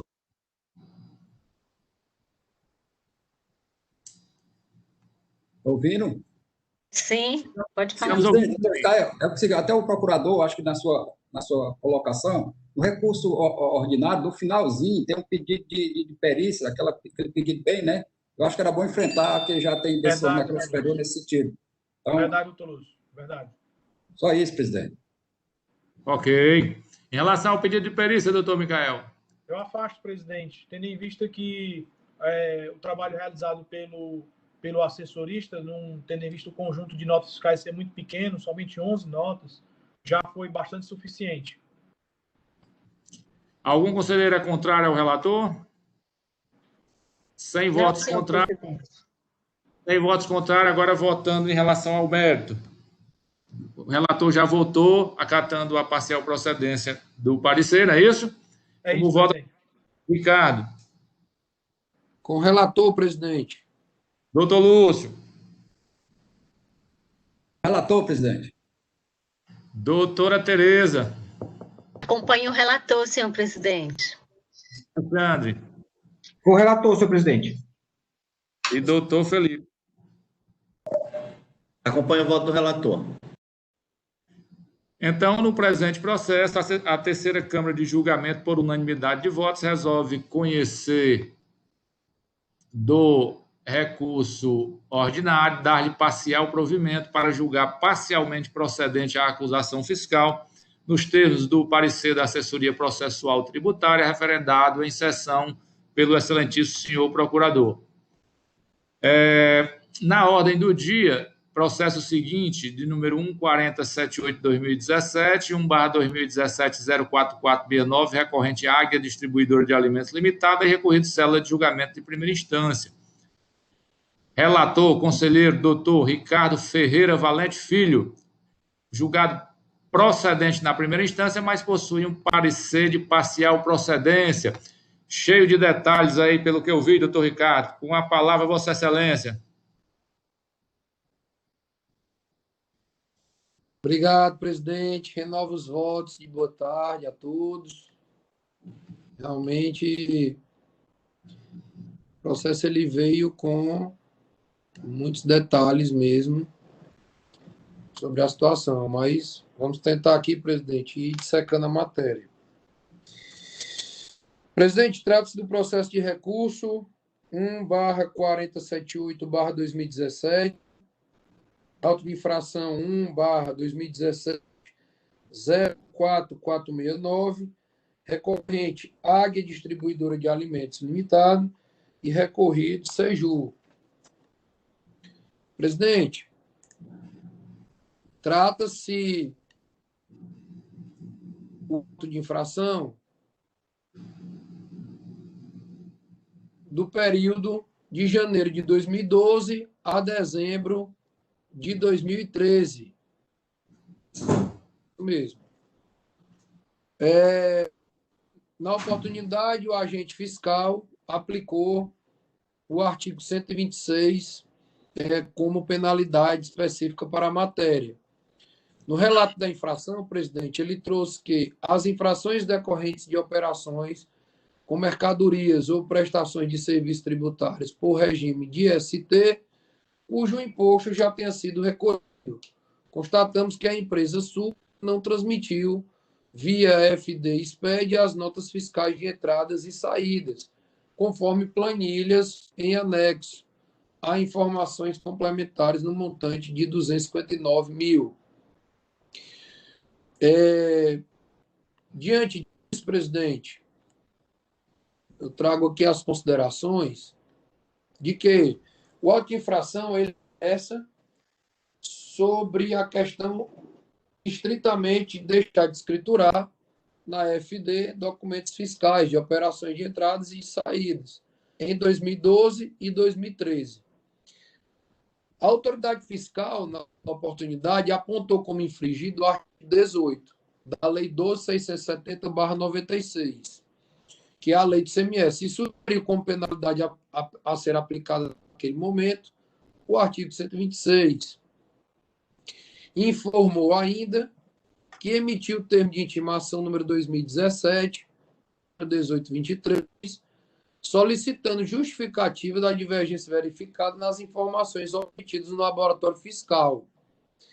E ele disse ainda que o fiscal, que após analisar os dados fornecidos pelo laboratório, constatou que a mesma praticou operações internas e interestaduais de entradas de mercadorias no valor da base de cálculo de 259 mil e seguintes, sem a devida escrituração fiscal digital necessária. Instruiu o presente processo, dentre vários os documentos, o termo de início e o termo de conclusão. A autuada, presidente, apresentou impugnação ao auto de infração, a qual sua manifestação repousa as folhas 18 a 25 dos autos. E alegou, de maneira sucinta, o seguinte, que as operações descritas nas notas fiscais são desconhecidas pela autuada, não tendo a empresa participado dos negócios jurídicos ali descritos, que as notas fiscais foram emitidas por terceiros, sem qualquer comprovante de entrega da mercadoria ou aposição nos livros de entrada e saída, que a única responsabilidade da autuada quando as notas fiscais, contudo, devem ser aplicadas multa prevista na linha L do inciso 8 do artigo 123, em detrimento ao disposto no 126. É de entendimento, ele levanta que é entendimento esmagador de contencioso, que nos casos de falta de escrituração digital ou ser aplicadas as penalidades de 123.8L da linha L, 123.8L. E levanta ainda que, ao lado das questões de legalidade e moralidade, também existe a motivação, que é requisito obrigatório e indispensável aos atos administrativos. Mas também que o agente fiscal simplesmente compilou as notas emitidas por terceiros, sem qualquer comprovação de entrega de mercadoria, e pugna que seja realizada perícia nos livros de registro de entradas e saídas das mercadorias, para verificar se houve inscrição das mercadorias descritas nas notas fiscais de entradas, descritas nas planilhas que são parte integrante do auto de infração, com análise ainda do estoque da autuada. Por fim, deve ser realizada diligência junto aos emitentes das notas fiscais, respectivos secretários da Fazenda estaduais de outros estados, como forma de apurar os negócios jurídicos autuados, onde o autuado não teve qualquer participação. Ele nega a participação, faz um pedido de perícia genérico, no entanto, toda a entonação no seu pedido de perícia de uma refiscalização, presidente. De forma bem objetiva, ele pede que seja realizada a perícia, que seja declarado nulo o feito fiscal e que seja julgado improcedente o auto de infração, ou pela parcial procedência, pedindo o reenquadramento da penalidade para o 123.8L. O julgador, presidente, de primeiro grau, as folhas 39 a 45, proferiu sua decisão e, entendendo pela procedência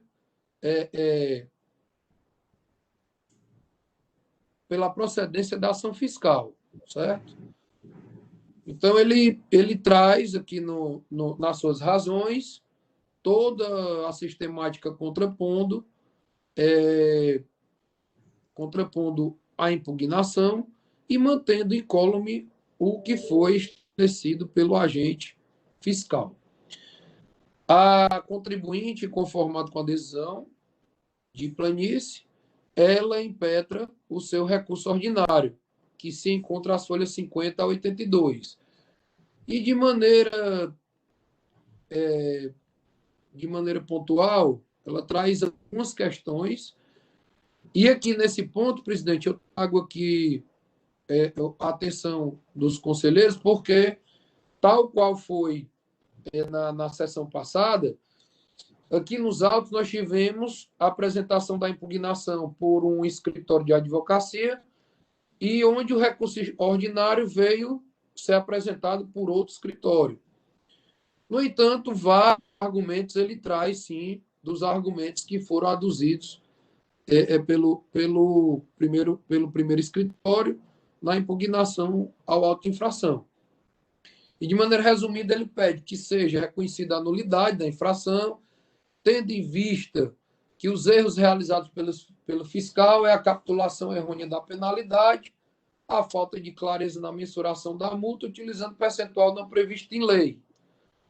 Nos autos está corretamente designado o artigo infringido no tópico, e ele se refere aqui ao 123.8L, sendo certo que sequer existe essa linha no artigo 123, inciso 8. Quer dizer, o contribuinte ele traz que se referiu no primeiro grau sobre o artigo 123, inciso 123.8L, e ele levanta que sequer existe essa linha L no 123, inciso 8. Tá? Traz também que os relatos de infração são omissos, lacônicos e liquefeitos, faltam clareza e precisão, assim atinge-se a zona da nulidade absoluta. Traz também que foram infringidos os artigos 276A, C, como foi dito pelo conselheiro Micael. Levanta que decreto não é lei, a mesma lei em nenhum momento se refere à obrigatoriedade de contribuir dar informações por meio de arquivos eletrônicos, sobre a aplicação de multa no percentual de 5%. No presente caso, ao invés de 1%, como diz a lei, claro que esta é uma multa sem limite máximo, sem teto. levanta que não houve qualquer tipo de imposto sonegado. E, ao final, presidente, ele pede que seja deferido a imediata suspensão do descredenciamento feito pela Cefaz, seja determinada a Cefaz a expedição de certidão negativo com efeito positivo. Ele pede que seja declarada a nulidade do auto de infração e que seja deferida a realização de perícia técnica. E, por fim, que seja julgado improcedente o feito fiscal. O processo, presidente, seguiu para a assessoria processual tributária. E, em suma, a assessoria processual tributária, e aí eu peço venha para ler o dispositivo final, ela traz o seguinte, que, ademais, a nova redação do 123.3G apresenta penalidade mais bem autuada, que é a redação anterior.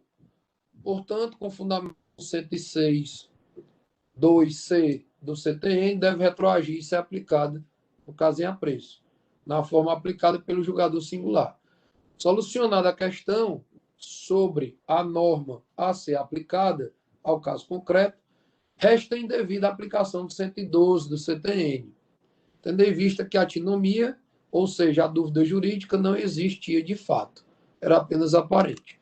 Isto posto, opina-se pelo conhecimento do recurso ordinário para dar-lhe provimento e reformar o julgamento de primeira instância pela parcial procedência do auto, com aplicação da penalidade prevista no 123.8L para as operações de saída e do artigo 123.3G as operações de entradas. A assessoria processual tributária para a consideração da Procuradoria-Geral do Estado e finalizou seu parecer, presidente. É o relato. A presidência agradece ao doutor Ricardo. O relato desse processo não é fácil, mas o doutor Ricardo consegue fazer com a simplicidade, com objetividade, trazendo todos os pontos e para facilitar a vida dos conselheiros, da presidência e da nossa secretária. Passo a palavra para o doutor André agora para fazer a sua manifestação em relação ao presente processo. Obrigado, presidente. Renovo cumprimento a todos. Como foi relatado, é um recurso ordinário contra a decisão de primeira instância que julgou procedente o auto de infração, pela falta de escrituração de notas fiscais de entrada e saída na FD do contribuinte referente aos exercícios 2012 e 2013, tendo sido aplicada a multa pelo descumprimento da obrigação acessória prevista no artigo 123.3G e 126, combinados da Lei 2.170, um percentual de 10%, que resultou numa multa no valor de R$ 25.950,26. Faço o mesmo alerta que fiz no processo anterior da mesma empresa. O recurso ele é genérico, né, não ataca especificamente os fundamentos da adesão singular e limita-se a reproduzir parte dos argumentos, às vezes, na impugnação. Para esse caso específico, tem até maior pertinência das alegações do que o processo anterior, porque aqui, no caso, de fato, é uma autuação por descumprimento de obrigação acessória.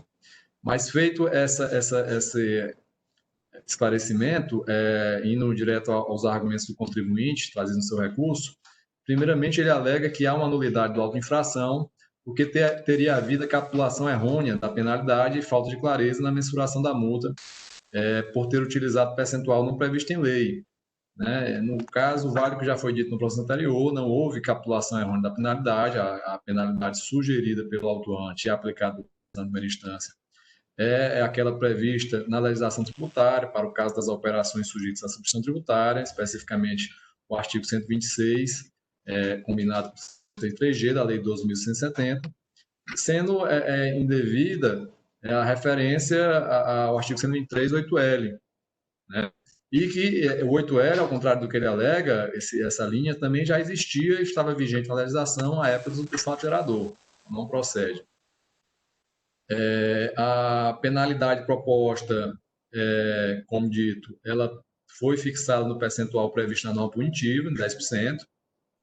Mesmo que houvesse indicação errônea, tal fato não traria nenhum prejuízo para o contribuinte e, por ocasião do julgamento, pode ser corrigido, uma vez que devidamente determinada a infração lançamento, conforme artigo 84, parágrafos 6 e 7 da Lei 16.514. Portanto, quanto a essa preliminar inicial, não há como ser acolhida. prossegue o contribuinte alegando de maneira mais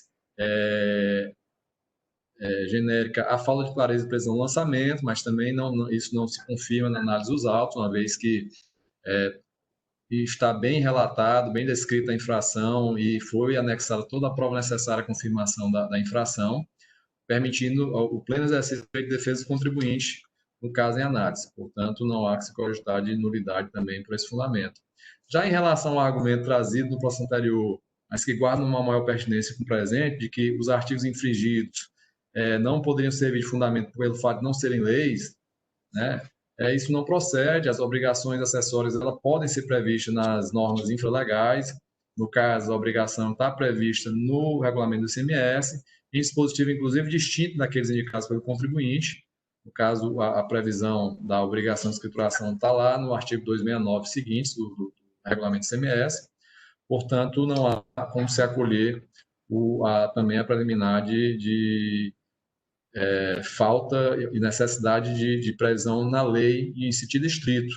O artigo 97 do CTN é muito claro que, ao aplicar e definir a legalidade estrita, ele se aplica somente à instituição de tributos e à sua majoração, bem como a definição dos elementos da sua regra matriz. No caso, obrigações acessórias instituídas no interesse da arrecadação da fiscalização podem, sim, como normalmente ocorre, serem previstas na legislação tributária infralegal.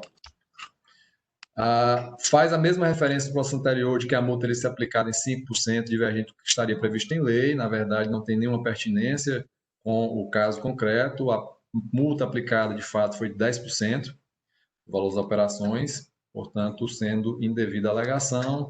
Repete o argumento da multa possuir efeitos confiscatórios, matéria que não pode ser analisada nessa instância administrativa de julgamento, conforme, inclusive, previsto no artigo 48, parágrafo 2º da lei do CONAT. Suscita os mesmos argumentos do primeiro processo de que haveria sanção política, que teria havido descredenciamento.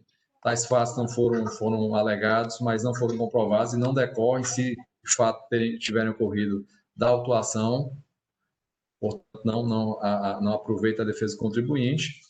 E, por fim, o ponto que deve ser examinado, de fato, aqui no lançamento para a Procuradoria fica muito clara a infração à legislação tributária. De fato, consta a relação de todos os documentos fiscais de entrada e de saída que deixaram de ser escriturados na FD do contribuinte.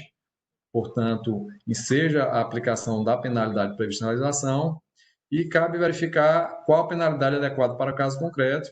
E a Procuradoria ela entende, no mesmo sentido do parecer, que para o caso deve ser feita uma segregação das penalidades a serem aplicadas para a situação, uma vez que o auto contempla tanto notas fiscais de entrada quanto de saída.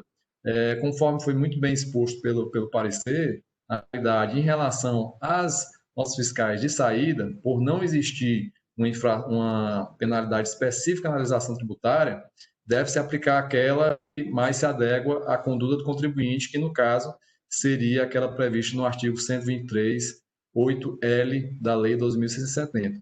Por outro lado, no que toca às notas fiscais de entrada, por existir uma norma com penalidade específica para essa situação, mas também considerando que se trata de operações sujeitas ao regime de substituição tributária, deve ser aplicado, sim, a penalidade do artigo 123, 3G, combinada com o artigo 126 da Lei 2.670, devendo ser mantida tão somente em relação às operações de entrada, a penalidade de 10% prevista no artigo 126 da Lei 2.670. Então, com essas considerações, eu ratifico todas as razões trazidas no parecer em relação à impertinência e inadequação da discussão de se aplicar o 8L para as operações notas fiscais de entrada. Existe uma penalidade específica, não há antinomia de norma, o que não pode suscitar dúvida, conforme traz lá o parecerista.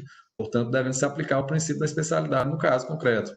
Então, com essas considerações, a Procuradoria opina pelo conhecimento do recurso para lhe dar parcial provimento para reformar a decisão de primeira instância para parcial procedência do auto de infração, aplicando a penalidade prevista no artigo 123, 8L da Lei 2.670 para as notas fiscais de saída e a penalidade do artigo 123, 3G, combinado com o artigo 126, para as operações documentadas nas notas fiscais de entrada do contribuinte. Ok?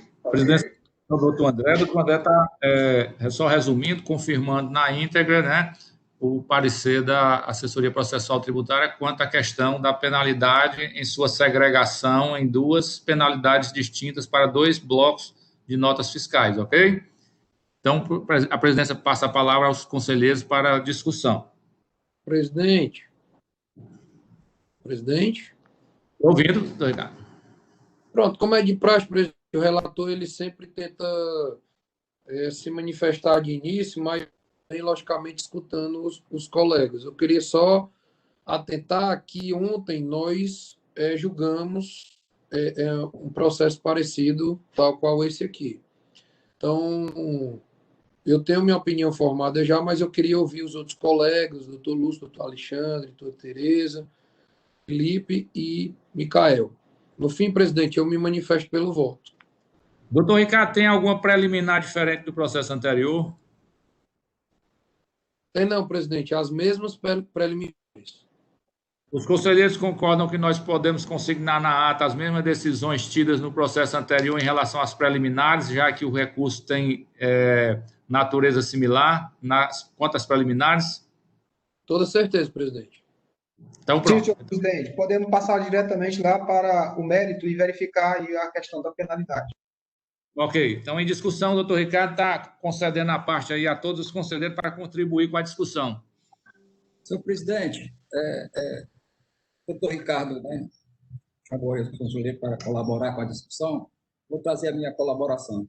É muito interessante aqui, olhando aqui o parecer da Procuradoria, né, que coloca na visão do parecerista, com muita evidência, com muita sabedoria, o seu entendimento, mas peço permissão para fazer a divergência aqui. A gente pega desse caso concreto que foi discutido ontem, vou colocar uma questão bem prática. A operação de saída, a não informação na FD, é considerada como se fosse uma não informação na FD. Né? Aí vem o argumento de que nessa situação aplica o 8L porque não existe a penalidade específica. Né? Mas a informação é considerada como se fosse uma informação, uma falta de informação na FD. Não se fala mais em escrituração, fala em informação. Então, aplica esse artigo. A entrada, o argumento é que não se pode aplicar porque tem a específica, aí vai com a questão do conflito aparente não, trazendo os três critérios, cronológico, hierárquico e o específico. Mas aí eu volto, nossa matéria, nós estamos tratando de matéria tributária.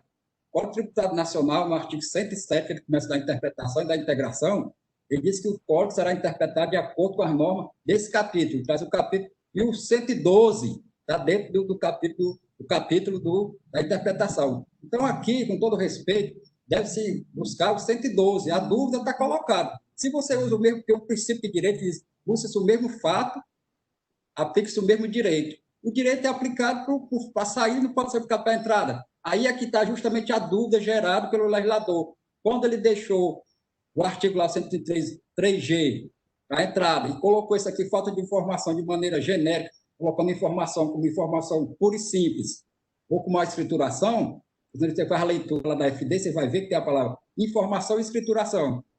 E que os livros fiscais, tanto a entrada como a saída, e o inventário foram substituídos, né, o livro físico, pela escrituração digital. Então, é uma informação. Então, a dúvida, desde o começo, eu digo que a dúvida não é uma dúvida criada, é uma dúvida posta pelo legislador e que leva a gente, o intérprete da norma, nós estamos tratando com texto, com linguagem, com significado, a extrair esse sentido dessa dúvida. Então, eu acompanho o relator, os precedentes, né, tanto dessa Câmara como da Câmara Superior, nesse sentido, com todo respeito à divergência que nós estamos tratando de direito. Direito é isso mesmo. É significado, é compreensão, é convencimento. Então, presidente, em linhas gerais, era isso aí que eu queria trazer para a discussão. Ok, matéria já bem discutida em processos anteriores, em aberto. Presidente, eu acho que os conselheiros já possuem entendimento sobre essa questão. Queria apenas ouvir o doutor Lúcio em relação a essa, vamos dizer assim, a essa separação que foi feita pela assessoria processual tributária, mas em relação ao convencimento da aplicação, eu acho que os conselheiros já estão seguros para votar. É uma matéria já bastante discutida aqui no CONAD e entendo que não há nenhum problema em relação a isso, não. Então, doutor Ricardo, já pode votar. Presidente, conheço do recurso ordinário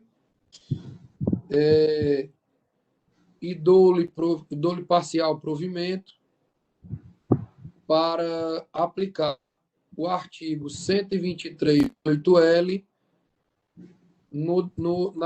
na condicionalidade do auto de infração, presidente. Doutor Lúcio. Relator, senhor presidente. Doutora Tereza. Pronto, eu vou divergir, né, dos meus colegas, eu entendo da mesma forma da Procuradoria, eu li o parecer, eu entendo da mesma forma do parecerista, achei muito bom o parecer, e nas entradas eu entendo pelo 123.3G, combinado com o 126, por ser mercadoria sujeita à substituição, e na saída pelo 123.8L. Pronto, senhor presidente. Doutor Alexandre. Com o relator, senhor presidente. Doutor Felipe. Acompanho o relator, presidente. E doutor Micael. Acompanho o relator, presidente. Proferindo a decisão, a terceira Câmara de Julgamento, por maioria de votos, resolve dar parcial provimento ao recurso ordinário para julgar parcial procedente a presente acusação, reformando a decisão de primeira instância e aplicando-se a penalidade incerta no artigo 123.8L para as operações consignadas no auto, com fundamentação diversa do parecer da assessoria processual tributária e fundamentação diversa da manifestação em sessão do excelentíssimo senhor procurador do Estado, tendo sido acompanhado voto da conselheira Tereza, que acompanhou a manifestação do senhor procurador. Concluída essa votação, a presidência aqui enaltece o parecer do doutor Michel Gradvol, que tem uma excelência nas suas manifestações e consegue sintetizar e simplificar a matéria de forma à compreensão de todos, trazendo elucidações a fatos que os conselheiros discutem com mais propriedade, com mais facilidade. Encerrada a ordem do dia, a presidência agora passa aos assuntos gerais.